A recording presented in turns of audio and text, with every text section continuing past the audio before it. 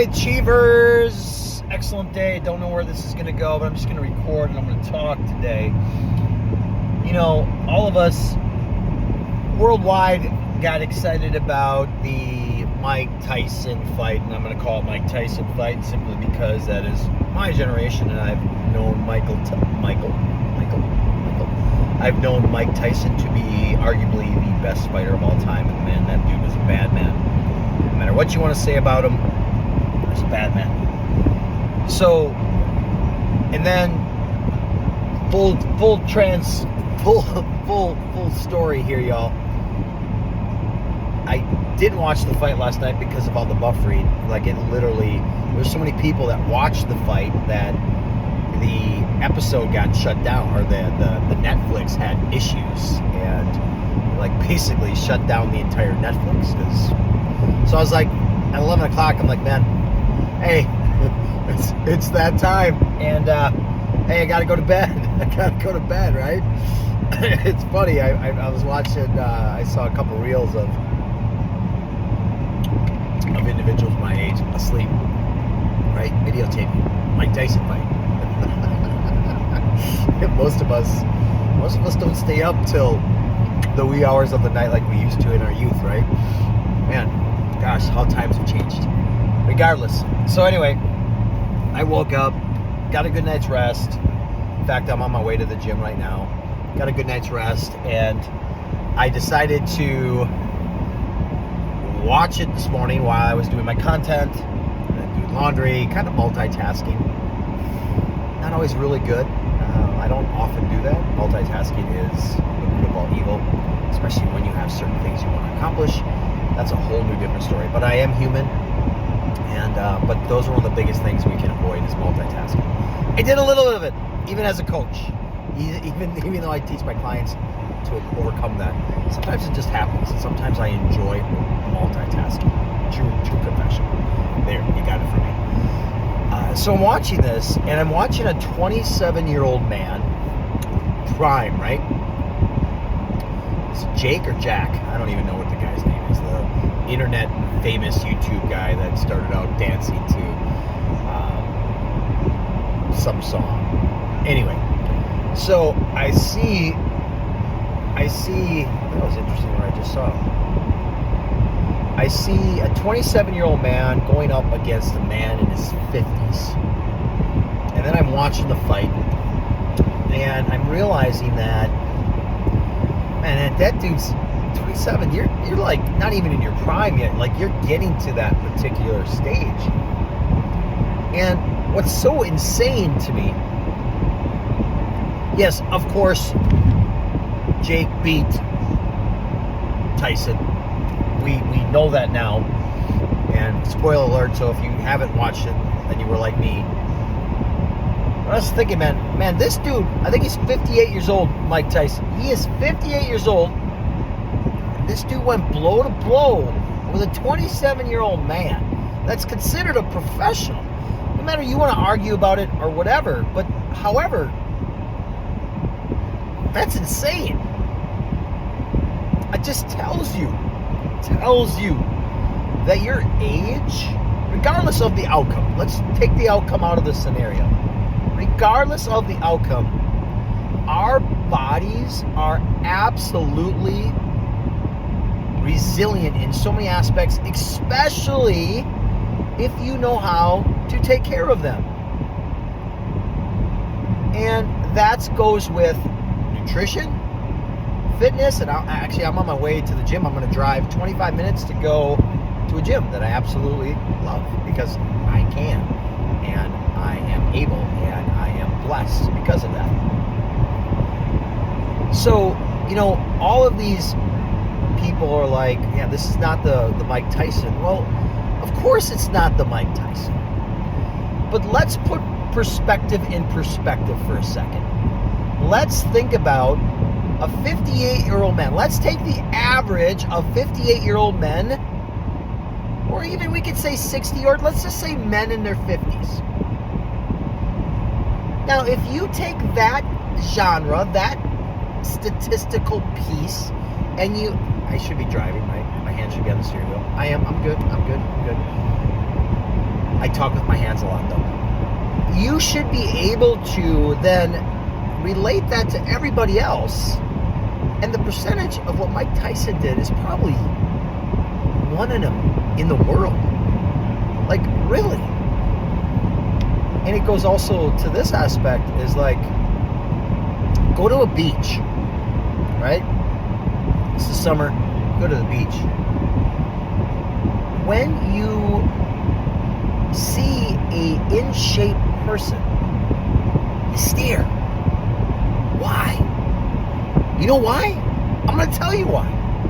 Because the majority of where our life's at and where we're headed with disease, with just being unhealthy, obesity, I can go on and on and on.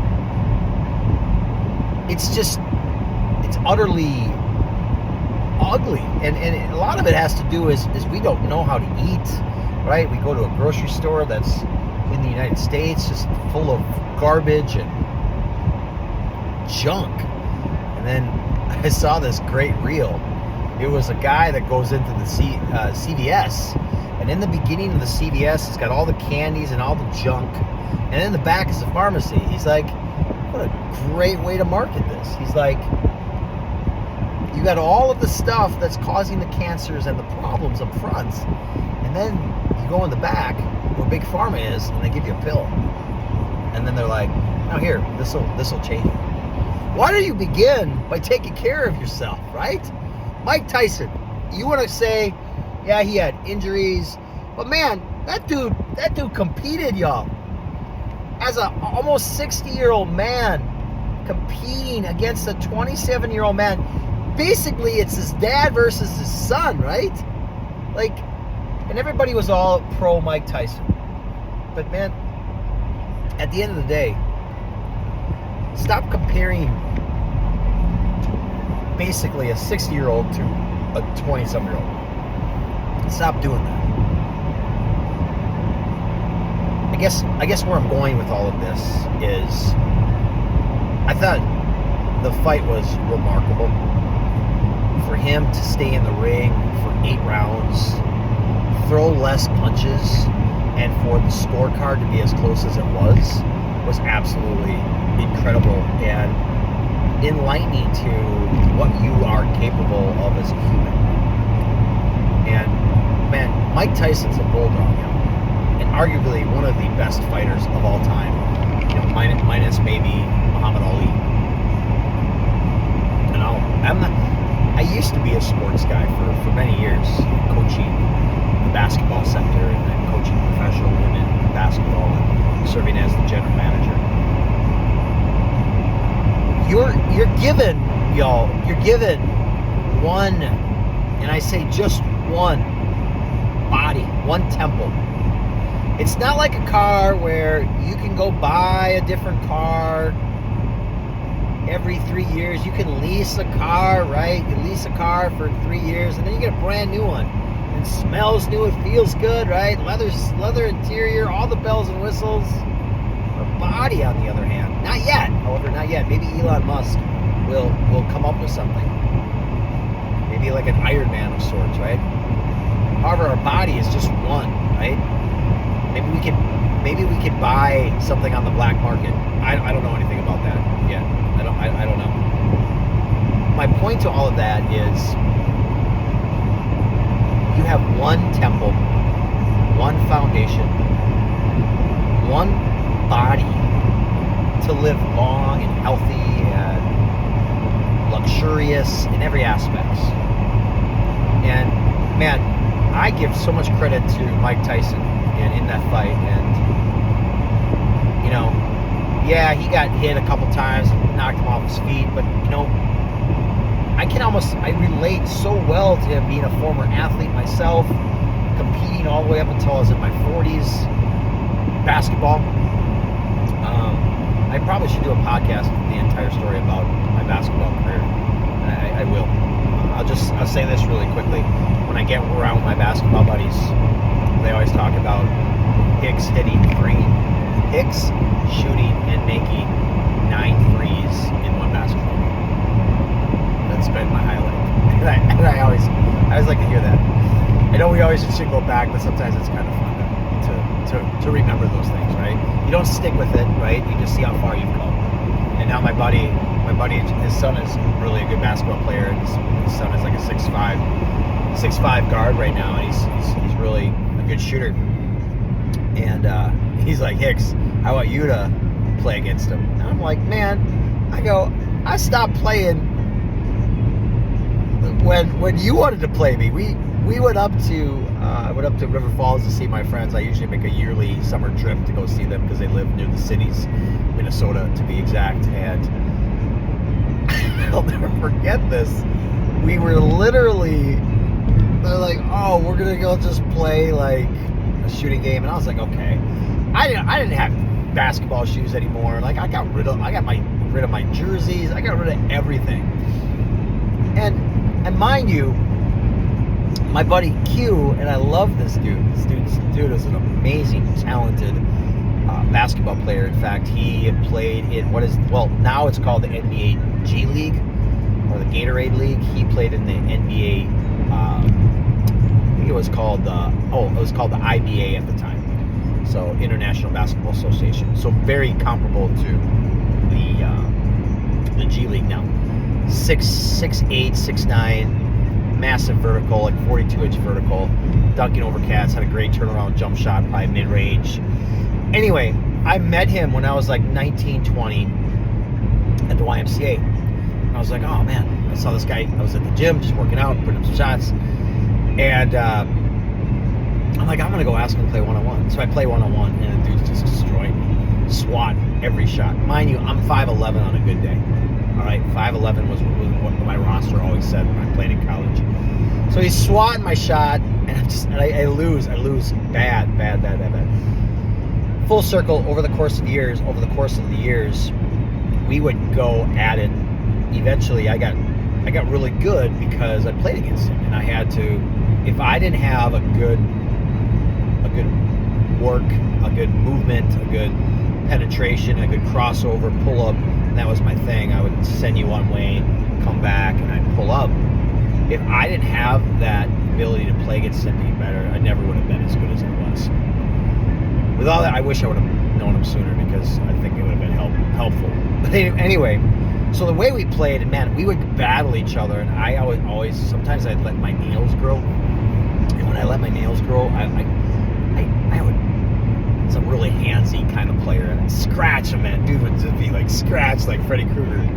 It's a pretty funny story. We still make fun of it because of it. Blood, just we'd still play, and anyway, so we would just get after it, right? Like just get after it. It'd be intense.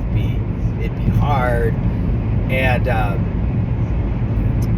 he's like, Hicks, you should play against my son. And I was like, man, the last time we played, you thought I was as good as I was back in the day, which I'm not even close anymore, guys. Like, not even close. I can shoot. I haven't really shot, but I can still shoot. I just don't have the mobility like I used to. Similar to the Mike Tyson situation. So we go up and we meet, we hang out, we go play some ball, because basketball is what brought us together. And it's just an amazing thing. And I still talk to these guys probably every other 2 weeks, monthly, something like that, just to check in on them. They're just amazing humans. And I remember going to play it, and Q was on the opposite team that I thought we were all going to be on the same team, which that would have been more fun, right? Q's like, no, I'm going to go on the opposite team, and then I'm going to guard you, Hicks. Like, guard me? Bro. And then when he got the ball, man, this dude was all up on me, man. Like, back in the day, like, in my face. Like, I was like, John. His first name is John. I was like, what am I supposed to do? Dude, I can't do anything. I'm not even going to be able to dribble. And anyway, full circle, I ended up that weekend, played, and then my competitive juices got in the flow, right? They got going, and then I like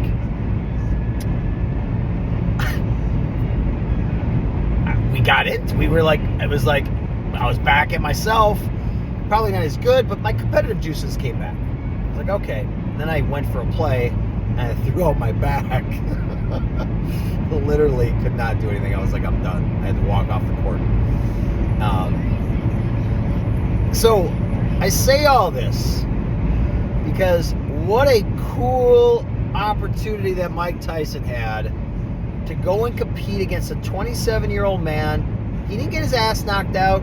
He didn't get knocked out. He competed. He may not have thrown the same amount of punches as his opponent did. Excuse me. However, he competed, y'all. So the application piece. How are you guys at 50 years old? Let's even say 40, 40s or 50s. How are you still competing? What are you doing to keep that Mamba mentality? How are you competing? What are you doing daily? And if you don't use your body and move your body and eat all this shit, we all have those days. I had a little bit of crap food last night. It's just nasty. It's like, I don't know, when I eat it, after I eat it, I always feel just so gross and nasty. However, I did. I'm going to go take care of it hopefully today, but that's not always how it works. So, take care of yourself. Take care of what you have. That includes your family, but a lot of us sometimes put our family before we put our own needs in place. And that's what I teach my clients not to do. Because when you're putting other people ahead of you and you're not good, how can you be the best version of yourself? It starts with us. You have to be selfish with self-care, self-love, health, nutrition. If that part's good, your relationships are going to be good. I echo this all the time. Your relationships are going to be good. Your family dynamics are going to be great. Your career is going to be well. And if it's not, why are you holding on to an obscure type of living? Life's not about that. I was having a conversation, and I don't want to give who it was. I was having a conversation about how when you hang out, the 5 people that you surround yourself with is the average of who you surround yourself with. Like, who are you? And, you know, I was having this conversation, and I was like, gosh, I see this guy riding a motorcycle, and it's usually late at night, and he's always got a cigarette in his mouth, and he's a Harley guy, and we talked about this, and this person's like, oh, that's my husband. I was like, oh, I'm not attempting to be disrespectful or anything, you know, and then they're like, oh, no, it's okay, I make fun of it too, but this guy, I think it's comical, because I own a Harley. Why these guys got to have a cigarette in their mouth when they're riding a Harley? Can someone tell me why? Number one, I think it's comical. I laugh. Number two, how do you smoke with it just in your mouth? Is that like a talent that it requires a talent? Like, I don't know, but I always find that very, very humorous. And I was like, does it make you look tough? I was like, I got a Harley. I don't need to smoke a cigarette to, like, does it add to the ambiance? Help me. I don't understand. For those of you that are listening and you're Harley riders, go in. Let me know, because I don't know. I really do not know. So we have this conversation, and then we're talking about people that he hangs out with. And I'm like, oh, well, where does he always go? And he's like, well, he goes over to his buddy's house. I go, oh, his buddy's house? Yeah, well, he's not going to be around, or he's not around anymore. And I go, well, why? Oh, he went to jail for his 3rd DUI. I said, he went to jail for his 3rd DUI. She's like, yeah. I my response was, I go, why does he hang out with him? She's like, you know what? That's a good question. I don't know. And then I went in and I talked about, I go, you're a product of who you hang out with. And I really, wherever this message resonates with you, write down the 5 people that you hang out with. And then after you write down the 5 people you hang out with, if they are making a positive impact in your life, put a plus next to it. If they are bringing a negative impact in your life, put a negative sign next to it. If they don't provide either a positive or a negative, it's neutral, so just a 0. And then after you've done that exercise, put them together and figure out what your average is. Is it a plus sign? Is it a negative sign? Or is it just a neutral sign? That will give you, and sometimes we have to write stuff down. Often.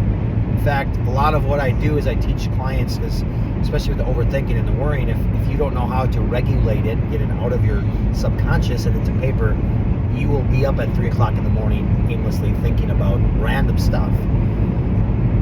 So when you do that, it really gives you a visual perspective of who you are as a person.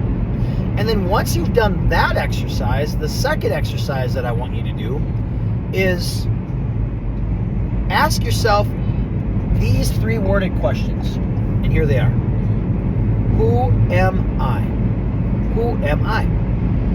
And once you write down the who am I, and you just write down a word that identifies with it. For example, for me, who am I? I'm a father. I struggle with Christian, but that's my life. I'd say that. Healthy, significant other, value. I like to provide value to other people. Podcaster. You get the idea, right? So you put all these words down and then you figure it out. And then you take the 2 and then you compare the 2. Are these people that I am hanging out with leading to who I want to be? Are these people that I'm hanging out with bringing me down on who I want to be? And it's going to be an eye-opener for most of us. And maybe even scary. Like, why should I not hang out with this person? You don't have to. I mean, you can still hang out with them. It's just then setting up more distinct boundaries. And when you can set up those more distinct boundaries, you can then begin to work on yourself. I tell you, don't ever get to a specific age where everything is about the news, everything is about the politics, our world is changing because of who we voted for, whatever it might be. If you are in that sector, in that world, you and I should talk. You and I should have a conversation. Because at the end of the day, none of that controls us. Some of you are going to say, like, Michael, I disagree because it affects us at the grocery store. Let's have a conversation about it. And I'll explain to you why it doesn't affect us. In fact, I saw this really cool thing, and I cannot steal this. I cannot take this and say that this was all my idea.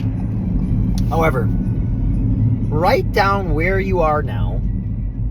Write down how you are feeling now. And then even maybe from the whole, if you're from the United States and you're watching this, from the whole political perspective. And then once you have it all written down, write how your feelings are about this. I think that this is what is going to happen. Cool. Put it away, put it in a jar.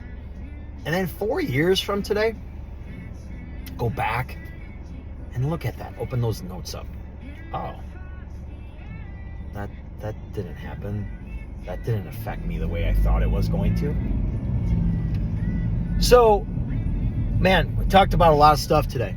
And I was a little bit everywhere, and I hope that this definitely resonated with you, because there's so many things that I got from the Mike Tyson fight and just brought me to this platform here, and I love the ability that I get to have conversations like this to you guys.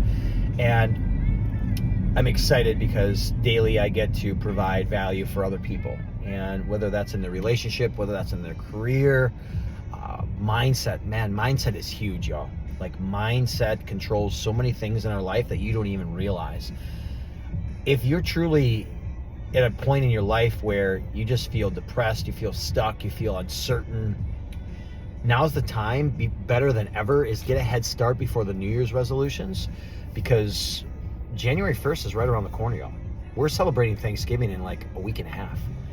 And where are your goals? When you're sitting at the table and you're asking your family what you're thankful for, do you mean it?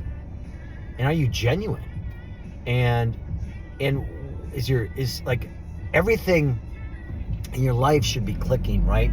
Now, I get it. There are some really bad situations, really bad scenarios that really occur in our life.